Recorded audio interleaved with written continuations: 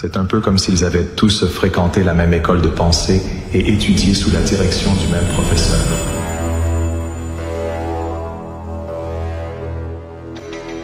Certains diront que cette révolution est caractérisée par la lutte des robots contre les êtres humains et que nous ne sommes pas les seuls.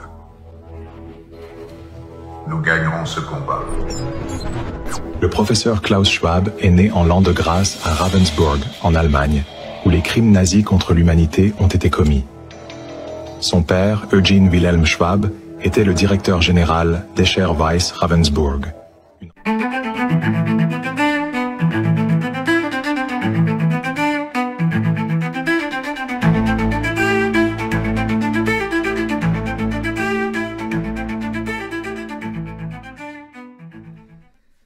Le personnage, évidemment, le personnage est connu par toute la sphère complotiste, mais il y a encore des gens qui ignorent que ce personnage a joué un grand rôle. Alors actuellement, il a des ennuis pour détournement de fonds, corruption, enfin, j'en passe et des meilleurs. C'est lui, Klaus Schwab, qui a été le fondateur du Forum économique mondial de Davos.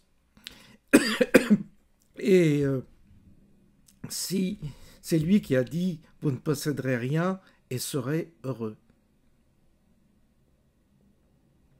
C'est lui qui a façonné les confinements, l'identité numérique et la vision transhumaniste. Qu'est-ce qui se passe? Il y a des contre-pouvoirs visiblement, puisque il est mis en cause, il a été obligé de démissionner, et ce qui veut dire qu'il y a un contre-pouvoir quelque part, sinon il ne serait pas traqué comme ça. Il a été traqué, sa corruption a été dévoilée, et je dirais que ça veut dire que même là-haut, il y a des contre-pouvoirs. C'est ce qu'on peut en déduire. On va écouter ce que disait Călin Georgescu, pardon, je pense que ça se prononce comme ça, le candidat, vous savez, roumain, qui a été évidemment qui a été écarté du pouvoir parce qu'il aurait gagné les élections. Alors, c'est intéressant d'écouter ce qu'il dit. Avez-vous déjà rencontré le professeur Schwab? Avez-vous déjà rencontré le professeur Schwab? Oui, j'ai eu quelques opportunités directes, y compris quelques discussions très sérieuses lors de certaines négociations avec une équipe que je dirigeais à l'ONU. Et ce que je peux vous dire, c'est que j'ai rencontré une autre espèce, en aucun cas une espèce humaine. Cela peut paraître bizarre, mais je me fiche complètement de ce qu'on peut en penser. Mais je vous le dis, nous parlons d'une espèce différente ici. Je peux dire que je les classe au moins comme néo-marxistes satanistes. C'est du moins ce qu'est Schwab. Vous êtes dur. Mais ce n'est pas dur, c'est la réalité. Ça m'est égal ce que penseront certains. Alors, voyez que petit à petit, progressivement, même si on n'est pas initié à toutes les thèses complotistes qui circulent sur le net, même si on n'a pas fait d'investigation personnelle, parce que ça prend beaucoup de temps, et puis d'une certaine manière, on s'épuise parfois à faire des liens avec les sociétés secrètes, avec le nazisme, avec toutes ces comment dire, chapelles occultes qui œuvrent depuis peut-être bien plus longtemps qu'on ne le pense, et qui ont un dessein, un agenda, qui ont un projet. Et c'est vrai que sous l'emblème sataniste, on met beaucoup de choses, beaucoup de choses.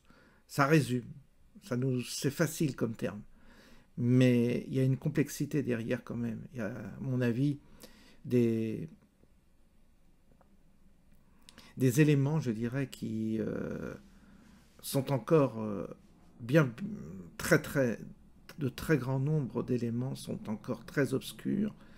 Et il y a quelque chose qui aujourd'hui est en train de se jouer sur notre planète, et oui, c'est comme ça, sur la planète Terre. Et on voit bien, si vous voulez, sans avoir des connaissances très étendues sur, je vous dirais, toutes ces factions qui sont en train d'essayer de nous atteindre, de nous casser, de nous inventer des peurs, la guerre, le changement climatique, les pandémies. En fait, ils ont un arsenal de discours, de narratifs, de propagande pour anéantir le moral des troupes et empêcher l'homme de se développer et surtout de s'émanciper. On a vraiment une bataille très dure en ce moment. Je pense qu'on doit, à notre niveau, avec les simples moyens que nous avons, on ne prétend pas avoir toute la connaissance. On ne prétend pas on ne prétend pas, je dirais, avoir la vérité, détenir la vérité. On est simplement agressé. On sent qu'il y a en face de nous une adversité terrible, terrifiante même, et progressivement, on apprend à reconnaître notre ennemi. C'est un chemin long et laborieux, parce que c'est le chemin du discernement, c'est le chemin c'est une forme de chemin d'effort de lucidité sur le mal en question. Et avant de se précipiter sur des thèses que j'entends à droite et à gauche, il faut observer, essayer de faire des relations entre les éléments, voir s'il y a des relations entre ces gens qui opèrent, chacun de leur côté, pour justement atteindre leur objectif, c'est-à-dire détruire vraiment l'homme, l'humain sur Terre. Il y a quelque chose de cet ordre-là qu'on ne peut pas nier. Maintenant, en faire l'inventaire, c'est difficile, parce qu'on risque de tomber dans des pièges ou dans des interprétations, comment dire, aléatoires, des interprétations même parfois un peu, comment dire, fantaisistes, voilà, cherchez le mot.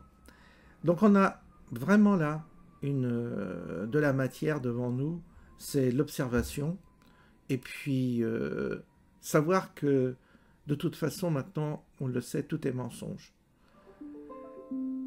Et la deuxième chose à savoir, c'est qu'on doit essayer de considérer que même si à notre niveau on se semble bien démuni, bien faible, il y a malgré tout une certaine force, quoi. Semble qu'on ait une certaine force, que malgré tout, ça vaille la peine de continuer à démasquer ces gens-là. Collabore, en tous les cas, il y a une collaboration qui consiste à essayer de les démasquer, les identifier et ensuite de les dénoncer. Voilà un peu comment on peut se défendre actuellement, avec ces petits moyens que nous avons. Mais c'est intéressant de le faire, chacun à notre niveau, chacun peut-être dans notre spécialité, mais que progressivement, à force, à droite et à gauche, de rassembler les pièces du pulse, peut-être qu'un jour on va découvrir ce que représente ce pulse, et peut-être qu'on pourra justement mieux atteindre ce mal une fois qu'on aura la composition exacte de ceux qui sont en train d'opérer chez nous et qui nous en veulent, quoi. Ils cherchent à détruire non seulement nos vies, mais nos âmes aussi. Bonne journée à tous et à bientôt. Ça fait des années qu'un certain Bill Gates nous avait dit qu'avec un bon vaccin, on pouvait réduire la population mondiale. Ça faisait plus de 40 ans qu'il y avait un monument qui a été construit aux États-Unis, les Georgia Guinness Stones, qui indiquait en 7 langues « Ne soyez pas un cancer pour la planète, il faut réduire à 500 millions d'habitants ». En 1995, il y avait une grande conférence au Fairbanks à San Francisco avec Bush, le père, avec Mikhail Gorbatchev, avec Madame Thatcher, avec Bill Gates déjà, et bien d'autres, Ted Turner entre autres, qui parlaient également de 500 millions d'habitants sur la planète.